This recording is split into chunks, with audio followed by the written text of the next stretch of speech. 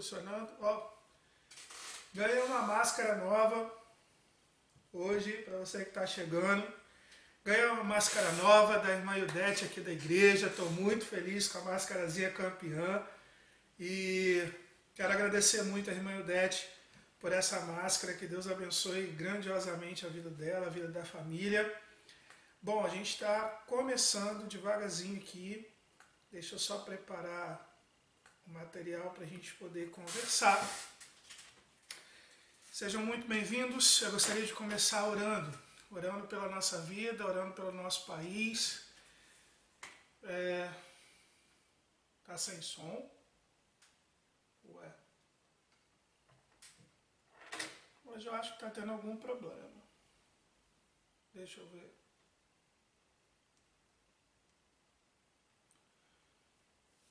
Fala pra mim, Paulo. O som tá chegando? Melhorou? Thaís falou que o som tá ok. Júlia também, o som tá ok. Então, Paulo, deve ser algum problema com você aí, velho. Dá uma olhadinha direitinho, tem algum problema acontecendo. Já que o som tá ok para vários de vocês, eu não sei como é que tá as outras plataformas. Deixa eu ver se está tudo funcionando. Sejam bem-vindos, vocês que estão no Instagram. Sejam bem-vindos também aqueles que estão no Facebook, no YouTube, onde você estiver. Seja muito bem-vindo e nós vamos poder começar com a live de hoje. Bom, vamos começar orando? Nós começamos aí, nosso país tem passado por problemas bem difíceis e eu acho que é importante a gente começar orando, começar buscando o nosso Deus, para aí a gente poder estudar a palavra de Deus. Então vamos lá. Pai querido, muito obrigado pelo dia de hoje, muito obrigado por tudo que o Senhor tem feito em nossa vida. Muito obrigado por mais um dia de vida.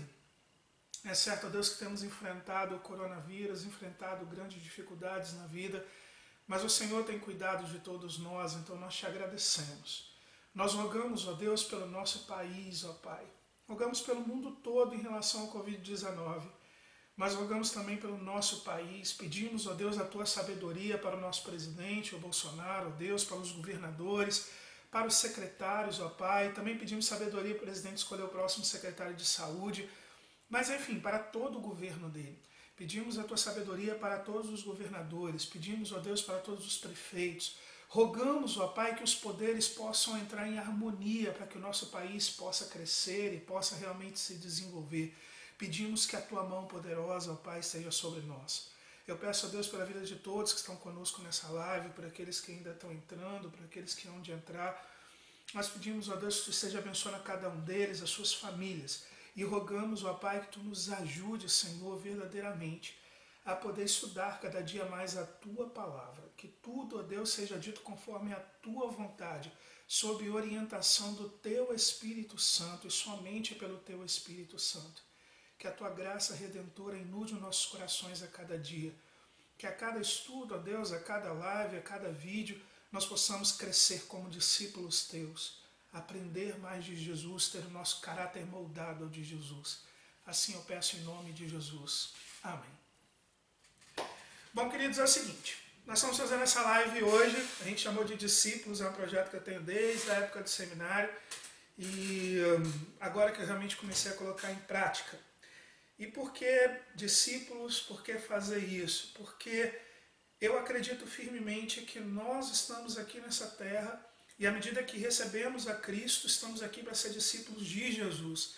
E só podemos ser discípulos de Jesus ao aprender sobre Jesus. Inclusive por isso, o primeiro tema da nossa live é sobre a Bíblia. Nós vamos conversar um pouco sobre a Bíblia, sobre o próprio Jesus, historicidade de algumas coisas. É claro que eu não vou esgotar o assunto, nós vamos apenas conversar algumas coisas. Eu recebi vários temas, inclusive quero deixar para vocês que estão me assistindo a oportunidade de poder mandar. Manda para o meu WhatsApp, manda para o meu Instagram, manda para a página do Facebook, manda para o YouTube, onde for, propostas, perguntas. Meu compromisso é que a gente possa estudar na Palavra de Deus, estudar o melhor possível para poder aprendermos juntos a ser discípulos de Jesus, aprendermos juntos a crescer em Jesus. Seja qual for o assunto, eu prometo para vocês que eu vou dar o meu melhor para a gente poder aprender na Palavra de Deus e crescer na Palavra de Deus. E por que fazer tudo isso então? Já que eu já tenho um monte de compromisso como pastor, né? Arrumar mais um nessa brincadeira. Tem compromisso como marido, tem compromisso como pai. Bom, um dos motivos é exatamente meu compromisso como pai. Eu já passei 2 vezes em um ano aí, né? Menos de um ano, minha esposa já teve 2 vezes estar comigo na UTI de hospital, já passei por cirurgia nesse pouco tempo. Isso significa que a morte, apesar da gente saber que ela está aí, ela ficou cada vez mais presente para a minha vida. E depois de assistir muita coisa que eu tenho assistido, e muitas delas não são boas na própria internet, depois de ouvir muita gente conversar comigo e pedir para poder fazer vídeos assim, estudar, eu também pensei muito nos meus filhos. Então eu confesso para vocês que quando eu estiver fazendo um vídeo, eu pretendo gravar alguns vídeos, além de fazer algumas lives, enquanto Deus assim me permitir fazer, eu também tenho imaginado, à medida que eles crescerem, que a Luísa, que a Beatriz e o Theo crescer, que eles possam muitas vezes ouvir do próprio pai deles quem é Deus, quem é Jesus, além do que a gente já conversa em casa. Que quando eles tiverem dúvidas, de repente eles possam achar lives e vídeos gravados onde o pai deles vai estar falando do verdadeiro Deus, da história do Deus de Israel para eles, da história do nosso Deus para eles. E eu peço a Deus que eles assistindo isso, a fé possa cada vez mais estar habitando no coração deles. A gente vê muita gente ensinando coisas erradas. Eu gostaria muito de me tornar uma voz que ensine a Bíblia do jeito que ela é. Eu acredito que em momentos difíceis como esse do Covid-19, em momentos difíceis que a gente passa na vida em diversas situações, se você tiver sua vida pautada na palavra verdadeira, se você tiver realmente a fé em Cristo e firmado na prática da palavra, você é capaz de superar, seja qual for o problema. Então saiba que esse espaço discípulos, né, que vai ser replicado várias vezes, enquanto Deus assim o permitir, ele é para isso, para nos tornarmos discípulos de Jesus. E assim como ao longo da história, desde os 12 até os discípulos, historicamente, século após século, se firmaram na palavra e venceram e permaneceram firmes, enfrentaram morte, enfrentaram tortura, assim a gente pode fazer também. Então, um dos principais motivos, eu confesso para vocês que tem muito a ver também com a minha própria família, com os meus filhos, de poderem ouvir a palavra de Deus. O segundo motivo são vocês que estão assistindo e aqueles que hão de assistir, que possam realmente ouvir coisas da palavra de Deus, que eu possa trazer para vocês mensagem que venha verdadeiramente de Deus, de tal forma que vocês também se tornem discípulos. Então, meu objetivo, no final das contas, é cumprir Mateus 28, quando Jesus pede ir de fazer discípulos. Discípulos meus? Não. Discípulos de Jesus. Tudo o que eu falar para vocês vai ser sobre Jesus, vai ser sobre as palavras de Jesus e para que vocês se tornem discípulos de Jesus. Ok? Combinado? E fiquem à vontade para mandar mensagens, para mandar perguntas, para a gente poder ter novos temas e poder conversar toda sexta-feira, enquanto assim Deus o permitir.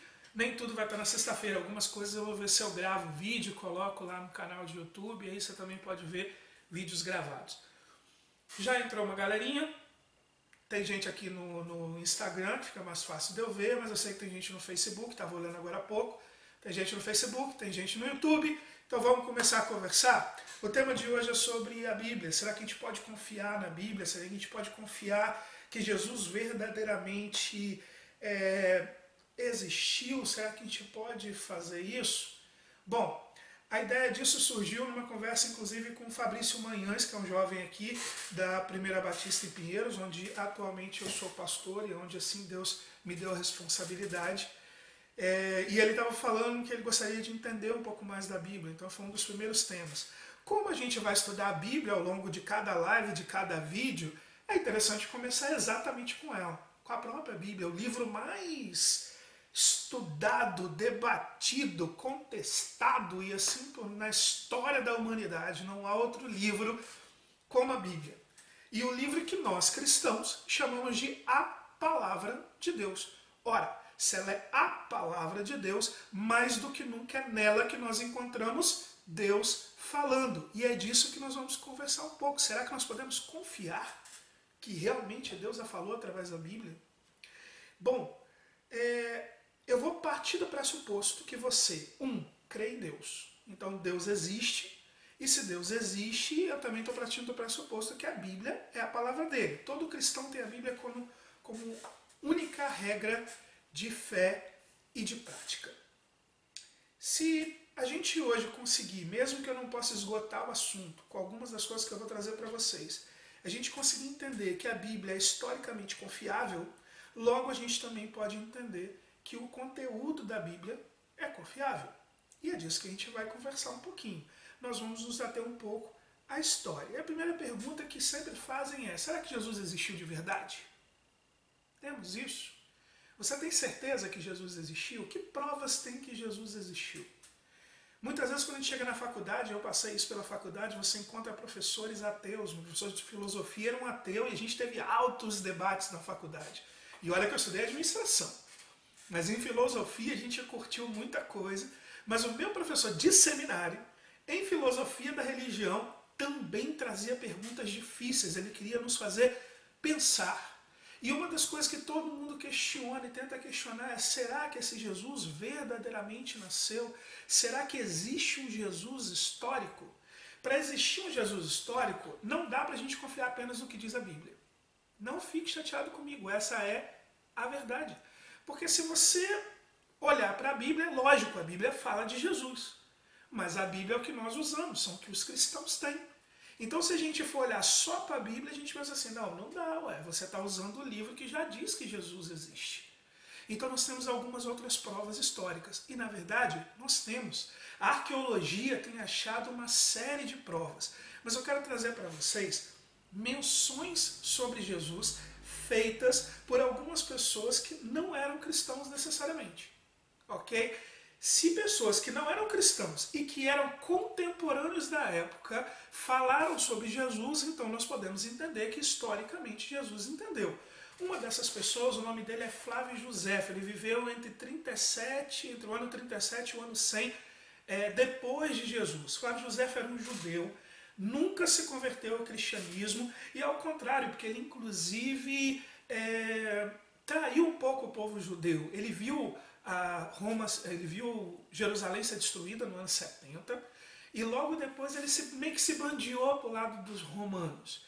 Mas Flávio Josefo, em um dos seus livros, ele escreve algo muito interessante que nos remete a Jesus. Ele diz assim: nessa época havia um homem sábio chamado Jesus. Sua conduta era boa e era conhecido por ser virtuoso. Muitos judeus e de outras nações tornaram-se seus discípulos. Pilatos condenou a crucificação e a morte. Mas aqueles que se tornaram seus discípulos não abandonaram seu discipulado. Antes, eles relataram que Jesus havia reaparecido 3 dias depois de ter sido da sua crucificação e que estava vivo. Por causa disso, ele talvez fosse o Messias, sobre quem os profetas contaram maravilhas. Gente, esse relato é feito no século I.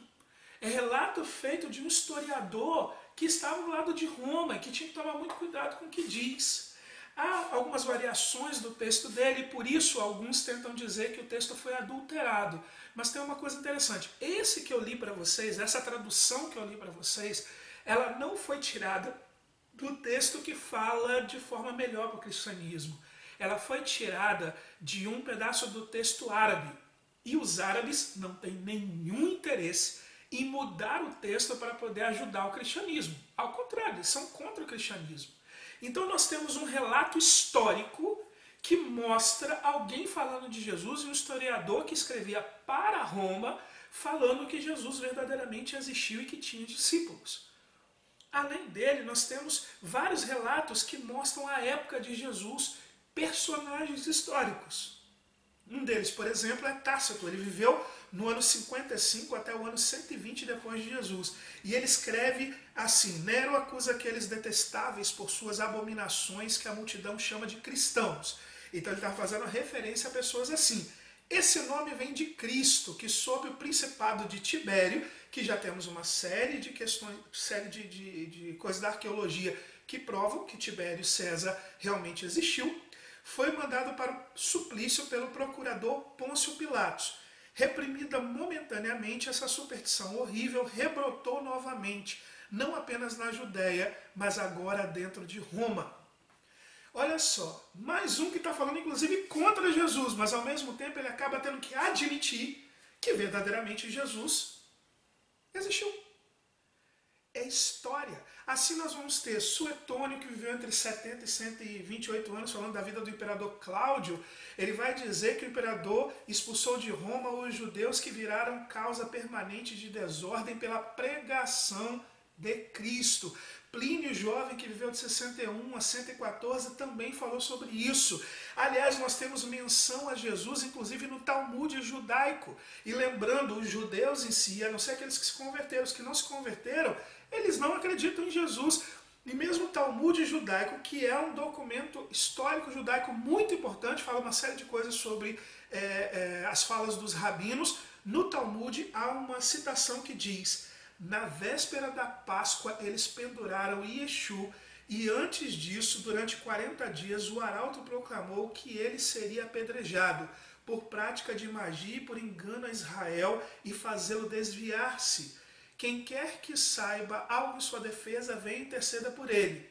Mas ninguém veio em sua defesa e eles o penduraram na véspera da Páscoa. Olha só, o Talmud judaico, ele confirma que Jesus existiu e que ele morreu às vésperas da Páscoa, como nós falamos e como a Bíblia sim diz. Então nós temos vários documentos que deixam claro a existência do Jesus histórico e acabam confirmando o que a Bíblia relata para nós. Então, se hoje a gente vai falar sobre a Bíblia ser assim, nós temos que deixar isso muito claro. Nós vamos ver hoje muitos desses documentos e como a gente pode ter certeza de que o livro que você tem nas mãos, a Bíblia Sagrada, verdadeiramente é um documento confiável e historicamente confiável. Bom, para que a gente não deixar dúvida, eu vou dar 2 exemplos para vocês. Você já estudou matemática, correto? E se você estudou matemática, você deve ter estudado um teorema que tem gente que não gosta, que é o Teorema de Pitágoras. E aí o seu professor ensinou o Teorema de Pitágoras, você faz um monte de coisas. Eu nem sei se a minha filha gosta muito desse teorema quando ela estudou nele. Mas muita gente reclama. E segundo alguns, o professor vai dizer que Pitágoras nasceu aí por volta do ano 592 a 569 a.C. Só que, pasmem, olha só que interessante. Pitágoras não tem documento contemporâneo histórico que afirme claramente que ele existiu, como eu acabei de mostrar para vocês o de Jesus. Sabiam disso? Não tem nenhum documento contemporâneo à época de Pitágoras que verdadeiramente cite ele, que afirme a existência de Pitágoras. Os documentos que vão citar Pitágoras, por aqueles que seguiam os ensinamentos, os documentos são feitos séculos, mas muitos séculos depois da suposta morte de Pitágoras. Ou seja, não há um documento real que diga que ele existiu e que seja contemporâneo à época dele. Há documentos de muitos séculos que vão citar que ele existe e que vão falar sobre ele. Eu mostrei para vocês documentos que citam Jesus em pleno século I, no mesmo século em que Jesus viveu e morreu. Um outro exemplo sobre isso é Alexandre o Grande. Nossa, eu gosto muito dele, inclusive, quando você lê a biografia de Alexandre o Grande e vê um monte de coisa, é lindo. Aliás, outra coisa que a gente não tem. Alexandre o Grande conquistou muitas coisas, foi até a Índia, mas não há nenhum documento arqueológico que prove que ele esteve na Índia. Não apenas isso. Os escritos mais antigos que falam sobre Alexandre, que provam sua existência, também tem mais de 3 séculos depois da morte de Alexandre o Grande. E mesmo assim nós estudamos na escola e o levamos como coisas oficiais da nossa história. Jesus, gente, tem documentos do 1º século, do mesmo século em que ele viveu e morreu, que provam sua existência e que provam os relatos da Bíblia. Nós já temos vários achados arqueológicos que fazem a mesma coisa. Um deles eu não consegui... Aqui está bem mole, eu podia ter imprimido para vocês. Tem um documento que é um desenho encontrado numa muralha em Paladino, na Itália, um desenho do século II. Talvez você já tenha visto esse desenho. É um desenho que mostra um homem com... A cabeça dele é a cabeça de um cavalo pregado numa cruz. E no desenho está escrito: Alexamenos adora a Deus. Esse desenho é muito interessante. Por quê? Primeiro, ele prova que nós cristãos somos perseguidos e zombados desde o século II. Né? Mas não prova só isso. Esse documento prova que Jesus morreu numa cruz. Porque desde o século II, meninos, porque esse documento era numa muralha onde era uma escola do pessoal da família real.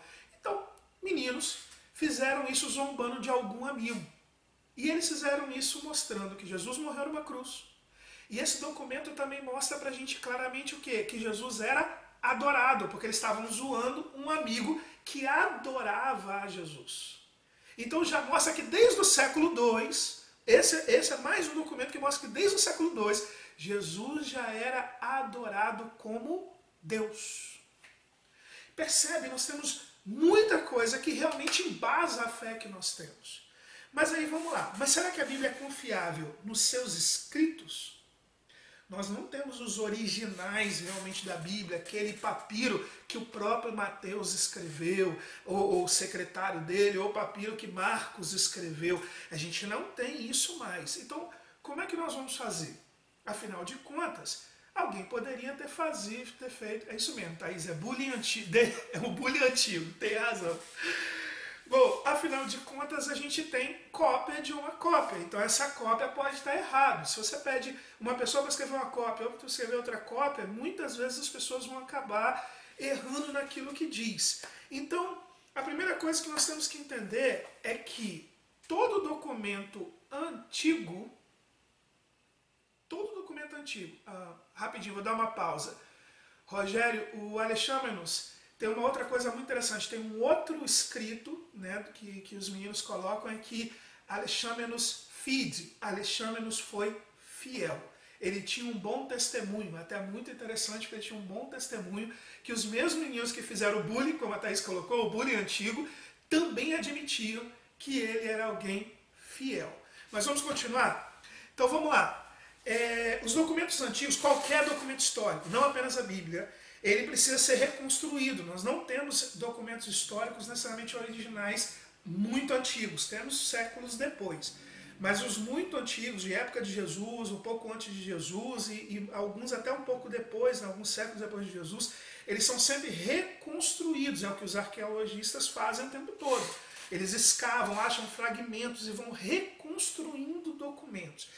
Por que é importante a gente saber disso? Para a gente poder aprender a como fazer um comparativo para saber se a Bíblia verdadeiramente é confiável. Tá? Então, para a gente poder ter uma ideia disso, os documentos mais antigos da Bíblia, tá? Principalmente do Novo Testamento, vou me referir mais ao Novo Testamento, porque é ele que fala mais de Jesus. O Antigo Testamento quase ninguém discute, porque os judeus eles transcreveram isso de uma forma muito boa. Historicamente ninguém discute isso, se discute o Novo Testamento. Então os documentos mais antigos, os manuscritos mais antigos do Novo Testamento, eles datam por volta do final do século I, início do século II. Tá? John Rylands, ele tem um documento do início do século II, são fragmentos. Esse fragmento, por exemplo, os historiadores já não negam que verdadeiramente ele é correto, e ele é do início do século II. Tá? Mas vamos melhorar isso. Vamos fazer um comparativo entre documentos históricos para a gente poder ver até onde o Novo Testamento é confiável. Vamos pensar no tempo. O que significa isso?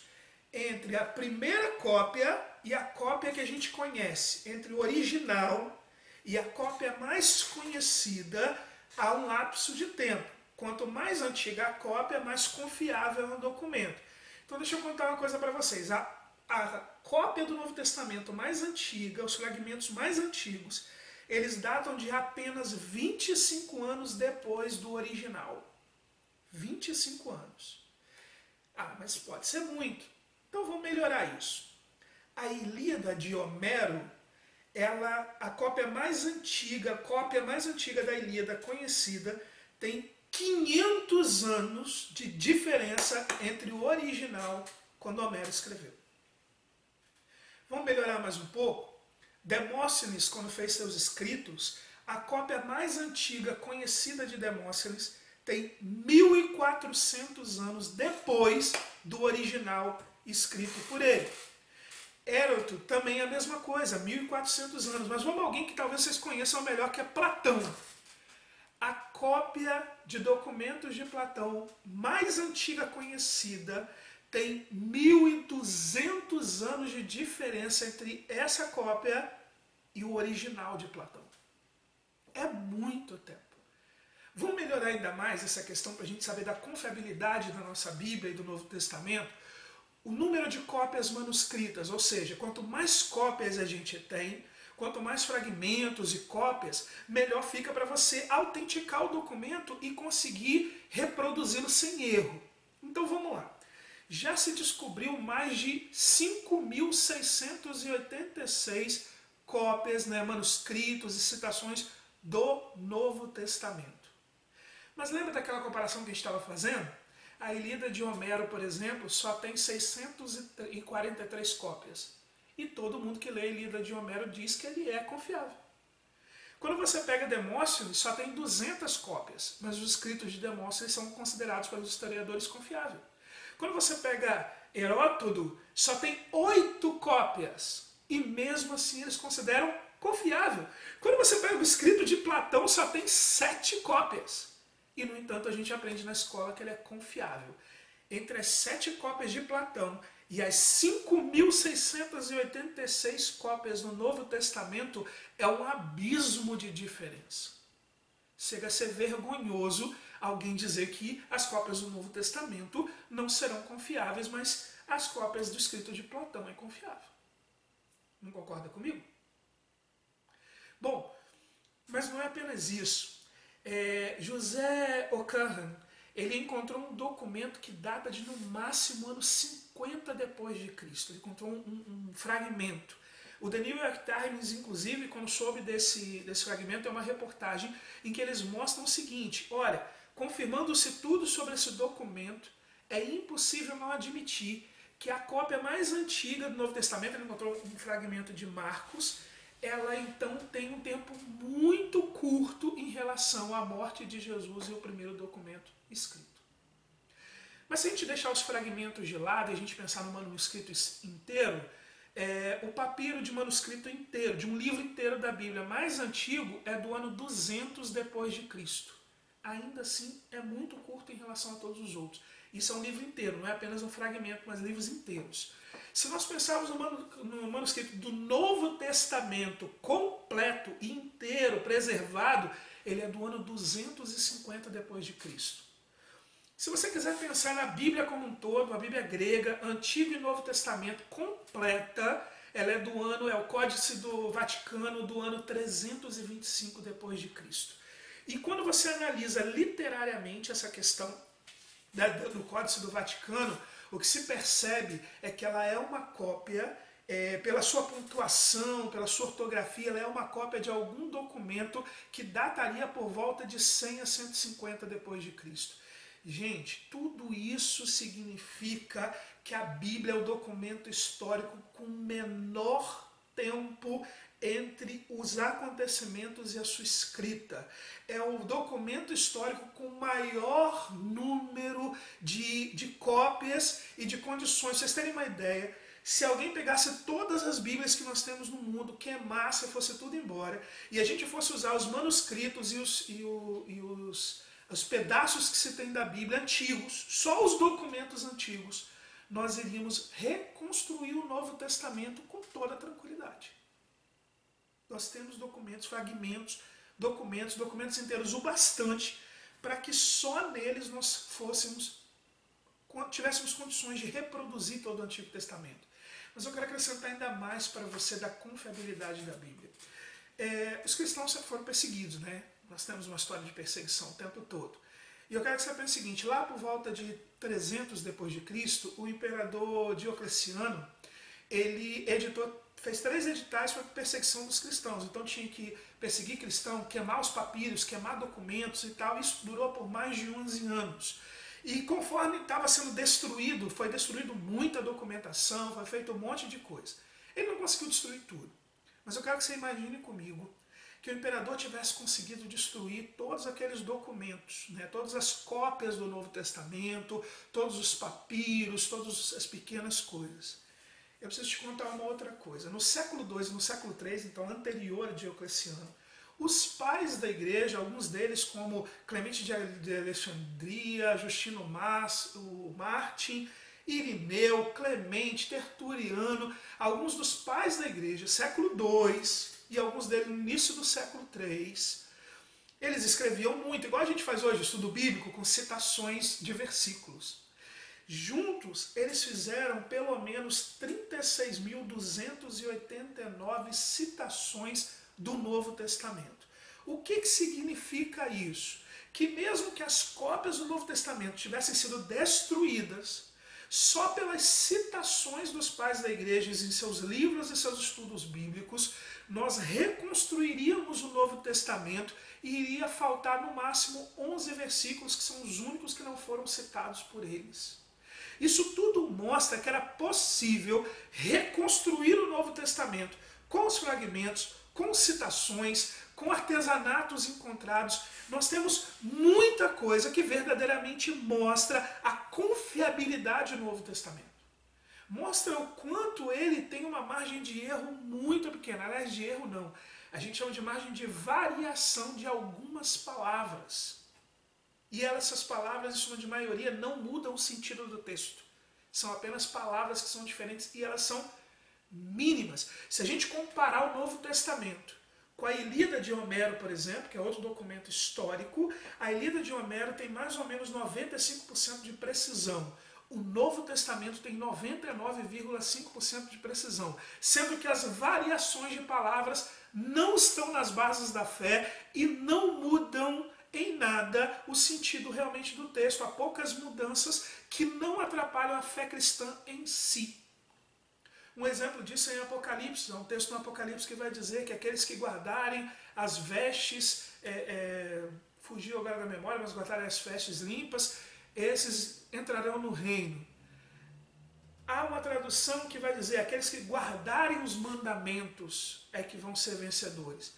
A palavra ela troca um A pelo E, algum copista errou essa palavra. Mas não muda para a gente o sentido do texto de qualquer forma, porque se eu pegar as chamadas vestes limpas, vai significar do mesmo jeito seguir os mandamentos de Deus e permanecer puro. Se eu pegar a palavra mandamentos, eu também guardei os mandamentos e permanecer puro. De qualquer forma, o sentido do texto é o mesmo. Isso são as variações que tem em menos de 1% da Escritura. Então, a Bíblia tem um nível de confiabilidade extremamente alto. Como qualquer documento histórico, nós podemos pensar a forma de ver isso.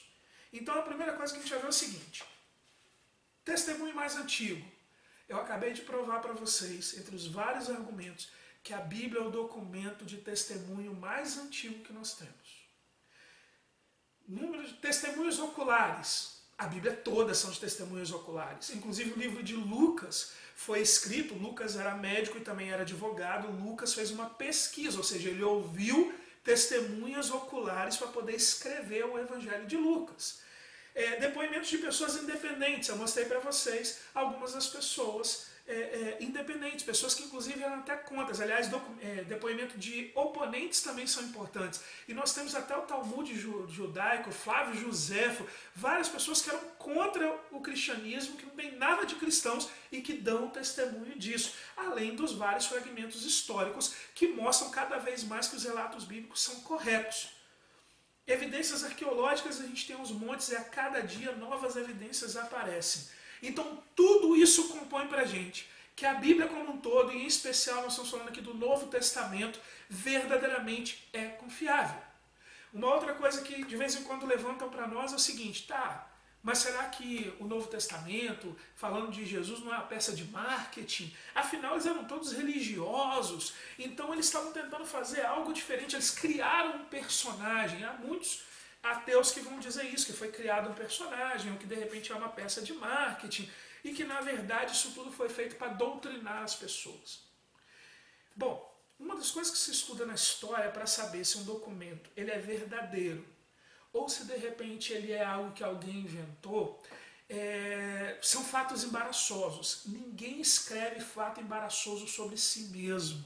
Normalmente quando você inventa uma história, você não faz, ou se você inventa uma história até mesmo sobre si, você se reflete como herói. Principalmente na antiguidade. Hoje a gente brinca porque muita coisa se passou, mas na antiguidade não era assim. Sempre que uma pessoa inventava uma história, ela não colocava fatos embaraçosos que pudessem embaraçar ela ou embaraçar o herói da história. Mas no Novo Testamento nós temos isso. Quer ver um exemplo? Em Marcos 9,32, em Lucas 18,34 ou João 12,16, por exemplo, nós vamos ver discípulos tolos, quase burros, porque não entendem o que Jesus está falando. Jesus dá bronca neles, cara, vocês não estão entendendo o que eu estou dizendo, eles tinham dificuldade de entender. Ora, se a Bíblia fosse um documento de marketing, eles não iam se autorretratar como pessoas tolas, pessoas que não conseguiam compreender. Eles também se retrataram como pessoas apáticas. Lembra de Jesus no Getsemane? Em Jesus no Getsemane, os discípulos dormiram por 2 vezes. Jamais alguém que está inventando uma história ia se colocar dessa forma. Nós temos que os discípulos foram advertidos. Em Marcos 8,33, Jesus chama, por exemplo, Pedro de Satanás. Para trás de mim, Satanás. Eles foram advertidos de forma direta pelo seu Senhor. Eles se retratam como covardes. Quando Jesus foi preso, todo mundo vazou. Pedro, inclusive, o negou. Então eles são retratados como covardes. Se fosse um mito, se fosse marketing, se fosse história de heroísmo, história inventada, nada disso seria retratado.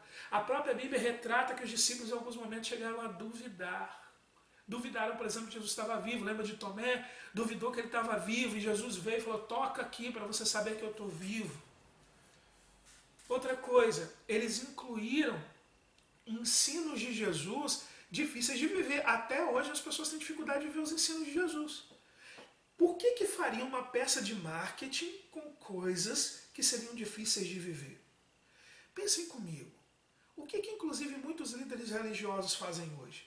Eles mudam a Bíblia, ou eles muitas vezes fazem ensinos mais leves da Bíblia para poder encher as igrejas, para poder encher suas comunidades religiosas, ou para se tornar coaching cristão, para se tornar os caras bambambam. Eles jogam ela de forma mais leve.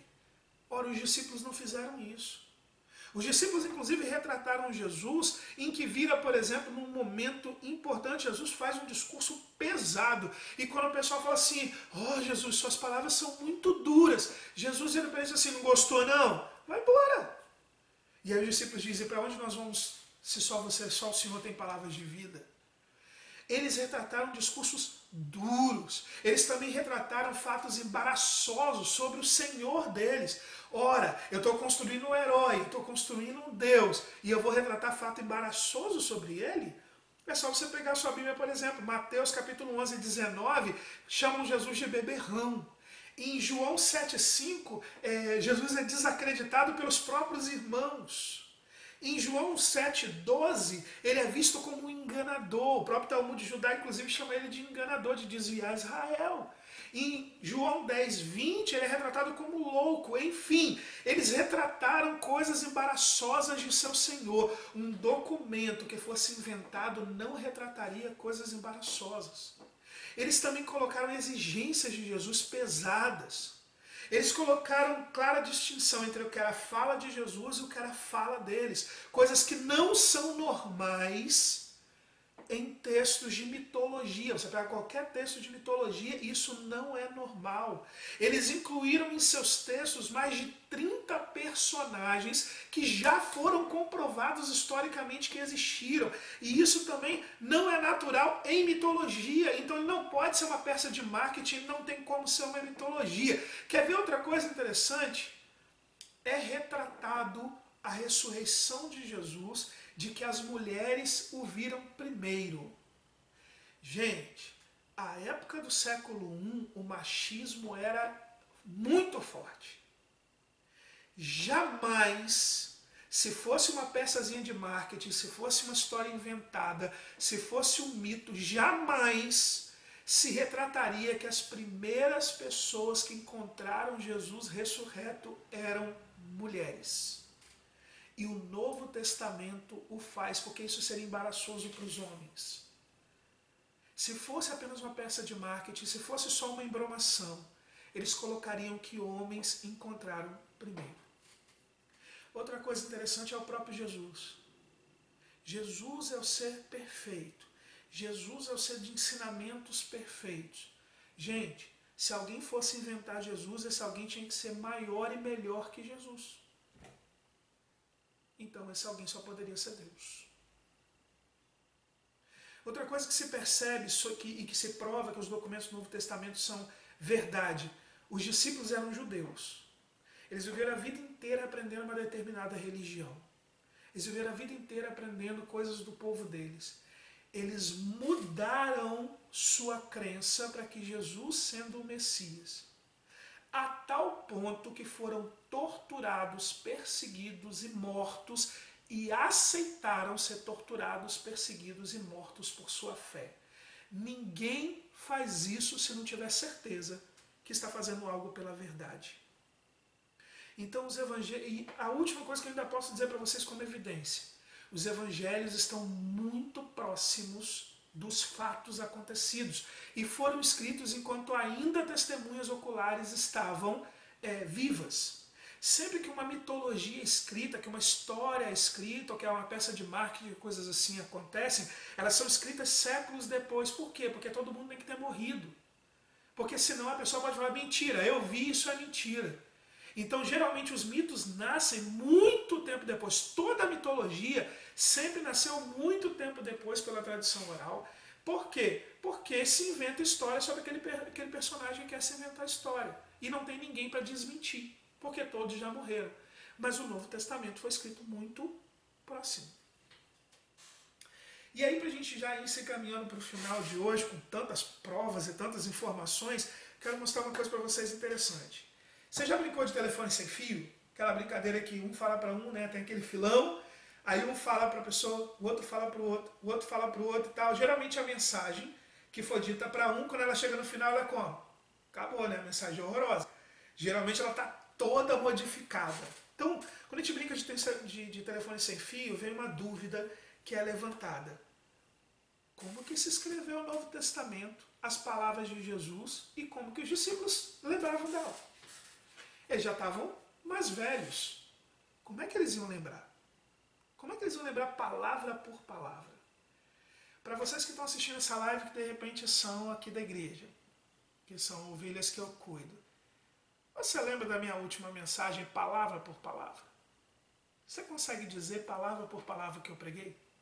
Se você é de uma outra igreja, na semana passada, quando o seu pastor pregou, você consegue reproduzir palavra por palavra o que ele pregou? Provavelmente você vai dizer que não. Então como é que anos depois, 10, 20, 30 anos depois, os discípulos conseguiram reproduzir palavra por palavra? Bem, a primeira explicação para isso é que a época era uma época ainda de tradição oral. O que significa isso? É diferente de hoje, que a gente tem celular, tem um monte de coisa, então a nossa memória não é exercitada como era a época. Pra vocês terem uma ideia, na Grécia, as pessoas elas recitavam a Ilíada de Homero de memória. Assim como os atores têm que fazer hoje, as pessoas memorizavam as coisas. Muitos deles mal sabiam escrever, então eles não tinham como fazer. E por isso é que já seria possível que eles reproduzissem tudo o que Jesus falou. Mas há um outro fato que eu aprendi há pouco tempo com o Rodrigo Silva, que é um arqueólogo cristão, né? E ele estava explicando o seguinte, que já se descobriu arqueologicamente, né, eles conseguiram evidências de que naquela época era normal que um escriba seguisse os rabinos judaicos. Então quando o rabino dava um discurso, o escriba fazia várias figuras, né, para poder pegar o discurso dele e depois apenas escrevia. Tem inclusive evidências arqueológicas já mostrando que isso acontecia. Entende-se que Jesus, como era visto também como um rabino, né, e você viu o Flávio José falando que era um homem de grande sabedoria, provavelmente também havia um escriba que acompanhava Jesus. O que era o escriba? Era alguém que fazia cópias, que escrevia, né? A palavra escriba vem de escritor. Então esse escriba provavelmente relatou muitas coisas, escrevia sobre Jesus. Mas como é que a gente vai ter mais certeza ainda disso? Existe um homem chamado Papias. Papias ele viveu no século II, né, primordialmente no século II, ele escreveu muitos livros, foi um dos primeiros exegetas, né, um dos primeiros a fazer exegese da palavra. Papias era discípulo do apóstolo João. Então o apóstolo João, né, cumprindo o que Jesus falou, e de fazer discípulos, Papias foi um dos discípulos que João fez. Então Papias, obviamente, tinha uma série de conhecimentos e informações que nós não temos. Afinal, ele aprendeu do próprio João. Ele cita João, o ancião, o presbítero, várias vezes. E aí, nos escritos de Papias, a gente encontra algumas menções interessantes. A primeira delas é em relação a Marcos e como Marcos escreveu o Evangelho. Papias escreve assim: o presbítero também dizia o seguinte, o presbítero é o apóstolo João, tá? O presbítero também dizia o seguinte: Marcos, intérprete de Pedro, fielmente escreveu, embora de forma meio desordenada, tudo o que recordava sobre as palavras e atos do Senhor. De fato, ele não tinha escutado o Senhor, nem o seguido, mas, como já dissemos, mais tarde seguiu a Pedro, que o instruía conforme necessário, mas não compondo um relato ordenado das sentenças do Senhor. Portanto, Marcos, em momento algum, errou ao escrever as coisas conforme recordava. Sua preocupação era apenas uma: não omitir nada do que havia ouvido, nem falsificar o que transmitia. Você sabe o que Papias está dizendo? Que Marcos, ele era discípulo de Pedro. Então, se Papias era discípulo de João, Marcos era discípulo de Pedro. E ele está dizendo, olha, Marcos, ele escreveu tudo o que Pedro falava para ele. Pedro ia contando as coisas e ele ia escrevendo. Por isso, Marcos não se preocupou com o tempo histórico. Se estava direito, se isso aqui aconteceu primeiro, isso aqui aconteceu depois, ele não estava preocupado com isso. Marcos estava preocupado em escrever corretamente aquilo que o apóstolo Pedro o ensinou. Papias também fala de Mateus, e ele diz assim no relato sobre Mateus: Mateus reuniu de forma ordenada na língua hebraica as sentenças de Jesus, e cada uma interpretava conforme a sua capacidade. Olha só o que ele está dizendo. Lembra que eu falei para vocês do escriba? Então o que ele está dizendo? Que Mateus reuniu de forma ordenada na língua hebraica e não na língua grega, na língua hebraica, as sentenças de Jesus. Ele está dizendo exatamente que Mateus pegou os documentos que o escriba tinha escrito dos discursos de Jesus, ele pegou isso tudo em hebraico, leu, ordenou, aí agora com que o próprio Mateus lembrava, ordenou o que aconteceu primeiro, o que aconteceu depois, ordenou tudo e interpretou, ou seja, ele traduziu para o grego, porque o Evangelho de Mateus é escrito no grego. Quando você lê o Evangelho de Mateus no grego, você percebe que é uma interpretação. Por quê? Porque alguns termos são estranhos, né? É tipo, por exemplo, nós aqui no Brasil, nós dizemos assim, me liga. Mas se você observar, nos Estados Unidos, o americano vai dizer para você, call me, chame-me. Mas se você falar no português, me chame, a pessoa não vai entender que é para ligar. Entende? Então, alguns escritos são estranhos no Novo Testamento, de Mateus. Quando você pega o Novo Testamento de Mateus e transporta para o aramaico, que era a língua falada naquela época, ele se encaixa perfeitamente. E aí, quando você pega o que Papias falou, você percebe o quê? Então, Papias estava dizendo disso. Mateus pegou o que o escriba escreveu na língua hebraica e ele organizou tudo, com todas as lembranças dele, Mateus, e colocou tudo em grego. E aí vem uma outra pergunta que muita gente me faz para a gente já ir para o final. Será que a Bíblia foi adulterada? Queridos, vocês já devem ter escutado, talvez na faculdade, ou de pessoas dizendo que a Bíblia tem contradições. Na verdade, ela não tem. Mas alguns tentam dizer, não, mas aqui diz isso. Por exemplo, em um lugar diz que tinha 2 cegos, em outro lugar diz que só tinha um, em um lugar diz que Jesus estava descendo, no outro diz que estava saindo da cidade, no outro diz que estava entrando. Há uma série de coisas que você tem que harmonizar, que você tem que explicar, que depende do ponto de vista do autor, e uma série... Há tudo isso. Eu quero que você pense comigo claramente sobre possíveis alterações da Bíblia. Se a Bíblia pode ser contestada com contradições, se pessoas usam isso para dizer que ela não serve, você acha que se ela fosse alterada, não teriam mudado isso? Você acha que tudo que fosse... A Igreja Católica, por exemplo, ela teve problemas na história. Lembra que Lutero botou 95 teses. Você acha que se a Igreja Católica tivesse alterado a Bíblia, ela não teria alterado tudo para ser conforme o que eles estavam fazendo? Então a Bíblia, Deus não permitiu que fosse alterada. Ela tem uma série de coisas, como eu mostrei para vocês, que são embaraçosas, que são complicadas, porque Deus quis assim. Se ela fosse alterada, ela era perfeitamente lindinha e bonitinha e acertada. Diante de tudo isso, para a gente poder encerrar, eu comprovei para vocês que Jesus tem comprovação histórica que existiu. A Bíblia tem comprovação histórica de tudo que ela relata. tem quantidade de documento maior do que qualquer outro livro, tem menos tempo entre original e cópia do que qualquer outro livro, tem várias evidências de que ela não foi alterada, tem documentos o bastante para ela ser reconstruída. Tudo isso e mais um pouco prova de que a Bíblia é verdadeiramente um documento confiável, totalmente confiável. Agora, se você vai considerá-la a palavra de Deus ou não, bom, se Jesus historicamente foi comprovado, e está comprovado que a Bíblia existe, e Jesus se diz Deus, tudo que ele fala é palavra de Deus. Então a Bíblia é palavra de Deus. Além disso, eu quero te acrescentar mais uma coisa. Pense, que outro livro na história mudou a vida de pessoas, ao ponto delas morrerem por essa verdade, do que a Bíblia? Espero ter ajudado vocês a entender um pouquinho sobre a palavra de Deus e como ela é confiável. Que cada vez que você pegar a sua Bíblia, você tenha tranquilidade, confiança de que o que está escrito ali é verdadeiramente a palavra de Deus. Que Deus abençoe todos vocês e até semana que vem, se Deus quiser. Fiquem com Deus. Até mais.